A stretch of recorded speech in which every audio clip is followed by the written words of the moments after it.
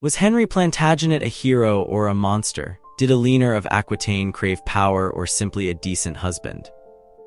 And could a 16-year-old knight truly conquer a kingdom? Let's dive into the chaotic, glittering, and utterly brutal life of one of Europe's most fascinating figures, a man who rewrote the rules of power, love, and war. The rain in Normandy smelled of salt and something older, something like iron. It was 1149 and Henry, barely 16, was desperately trying to prove he wasn't just another pretty face with a royal pedigree.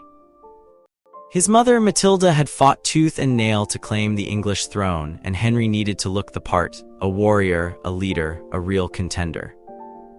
Forget polite courtly dances, he was heading north to Scotland to King David, seeking knighthood. It wasn't a glamorous start. Imagine a boy all elbows and awkward angles, riding for days on end, the saddle chafing, the rain soaking through his tunic. He wasn't exactly radiating confidence, but he rode, and he arrived. He was girded in Carlisle, a belt of knighthood signifying he'd officially transitioned from boy to warrior. Then he did something spectacularly ill-advised. He attacked York. Seriously? A 16-year-old, fresh off his knighting, charging into a fortified city, it was a disaster. Royal forces swarmed him, chasing him back to the channel like a startled rabbit. He was running for his life, dodging arrows, and desperately trying to avoid capture. It wasn't a triumphant return, it was a frantic scramble back to Normandy, a messy, embarrassing lesson in the realities of leadership. But even in failure, he'd made a few crucial allies, and a small, prickly sense of accomplishment began to bloom. Cut to 1150. Suddenly, Henry wasn't just a knight, he was Duke of Normandy. Geoffrey Plantagenet, his father, had died suddenly, leaving Henry with a title and a whole heap of complicated responsibilities. It wasn't a peaceful inheritance. Geoffrey had been a shrewd, ruthless ruler, and the duchy was a tangled mess of debts, disgruntled lords, and simmering resentments. Henry's first move, homage to Louis VII of France. It was a symbolic gesture, a declaration of his right to rule, but it also subtly signaled his intentions. He wasn't content to be just a duke, he wanted to be a French duke, a force to be reckoned with in the continent. Then, just 6 months later, Geoffrey was gone. The details surrounding his death were peculiar. John of Marmoutier, a chronicler with a penchant for dramatic flair, described a severe fever and a collapse on a couch, but there was more.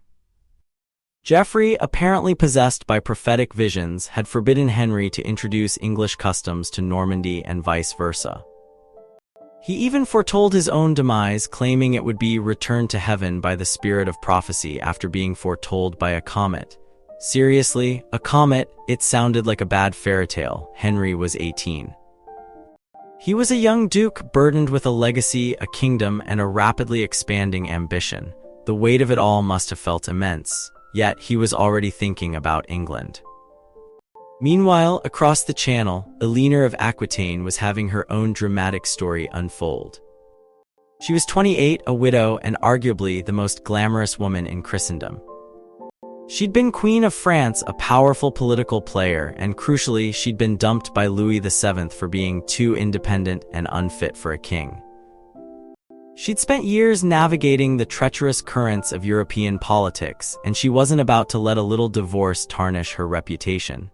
Her marriage to Henry was a masterstroke. It wasn't just about love, or let's be honest, there wasn't much of that. It was about power. Aquitaine was a vast, sprawling territory, a quarter of all of France, with vineyards, ports, and a thriving tourist industry thanks to the pilgrimage route to Santiago de Compostela. It was a prize worth fighting for. And Henry, with his newfound ducal title, was perfectly positioned to seize it. But Eleanor's past wasn't just about political maneuvering. She was the granddaughter of William IX, the troubadour duke, a legendary poet and wit who'd captivated the court of southern France with his verses about love, adventure, and, let's be honest, a healthy dose of seduction. Her family was steeped in culture and intrigue, a legacy of artistic brilliance and political cunning. Her father, William X, had been a constant back and forth between piety and rebellion, earning him the ire of the papacy. Eleanor's childhood was a whirlwind of courtly life, political intrigue, and a healthy dose of rebellion. Then, at the age of 13, she inherited Aquitaine after her father's sudden death. Suddenly, she was responsible for a territory larger than many kingdoms, a region brimming with powerful lords and simmering resentments. It was like handing a child the keys to a battleship. Just a few months after her father's death, she was married to Louis VII, the King of France. Their marriage was a disaster from the start. Louis was a pious, ascetic monk, while Eleanor was a flamboyant, worldly queen who reveled in luxury and enjoyed a scandalous reputation. She dressed in extravagant gowns, surrounded herself with a retinue of servants, and generally ignored the rules of courtly behavior. Louis, on the other hand, wore a habit and subsisted on a diet of bread and water. He famously complained that Eleanor was a monk, not a king. The clash of cultures was explosive. The marriage was a political alliance, but it was also a personal tragedy. They had 2 children, Marie and Alex, but the marriage was doomed. The Second Crusade in 1147 became the stage for a spectacular series of scandals. Eleanor was accused of everything from seducing her uncle, Prince Raymond of Toulouse, to attempting to elope with Saladin, the Muslim leader of Syria. The rumors were outrageous, the accusations absurd, but they spread like wildfire throughout Europe. William of Newburgh, a chronicler with a particular fondness for sensationalism, delighted in detailing every perceived transgression. It was a calculated move, a way to discredit Eleanor and justify her annulment. The final straw came in 1152, when Louis and Eleanor met Pope Eugene III at Tusculum. The Pope, a shrewd and experienced diplomat, offered them marriage counseling and a luxurious bed draped with his own curtains. It wasn't enough. The marriage was annulled and Eleanor was declared free to remarry. And who was she going to marry? Henry Plantagenet, of course. The wedding itself was a clandestine affair, rushed and discreet, but the implications were enormous. Henry, now Duke of Normandy, was suddenly the most powerful man in Western Europe. He had a vast territory, a formidable army, and a queen who was determined to make her mark. But Henry wasn't just a charming duke. He was a battle-hardened warrior, a shrewd strategist, and a ruthless politician. He was determined to claim the English throne, and he wasn't going to let a little thing like a civil war stand in his way. His first act was to launch a surprise attack on Malmesbury, a small town in Wiltshire. The scene was chaotic and brutal. Henry's mercenaries, fueled by a thirst for plunder and a disdain for the local population, rampaged through the town, slaughtering monks, burning churches, and demolishing the walls.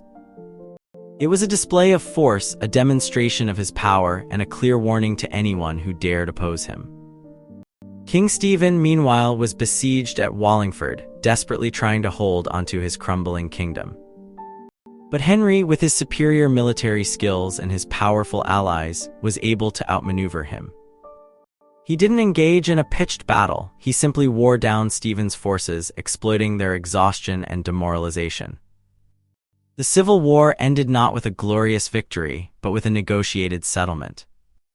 Henry offered Stephen his daughter Matilda as his heir, and Stephen reluctantly accepted. It was a bitter compromise, but it secured Henry's position as the dominant power in England. The marriage of Henry and Eleanor was a turning point in European history. It created a vast and powerful Anglo-French empire, a dynasty that would shape the course of events for centuries to come. It was a marriage of ambition, of power, and perhaps of a grudging respect. As Henry rode towards England in 1153, he was a changed man. He was no longer the awkward, inexperienced knight who had stumbled into battle in Normandy. He was a seasoned warrior, a shrewd politician, and a determined ruler. He had conquered a kingdom, secured a queen, and laid the foundations for a new empire. But the story of Henry Plantagenet is not one of simple triumph. It's a story of betrayal, of violence, of ambition, and of love, or perhaps a very complicated form of it. He was a man capable of great cruelty and great compassion, of breathtaking brilliance and shocking folly. And as he prepared to cross the Channel, one question lingered in the air. Could a young duke, armed with nothing but ambition and a powerful queen, truly conquer England? Or was he destined to repeat the mistakes of his ancestors, to plunge his kingdom into another era of chaos and bloodshed?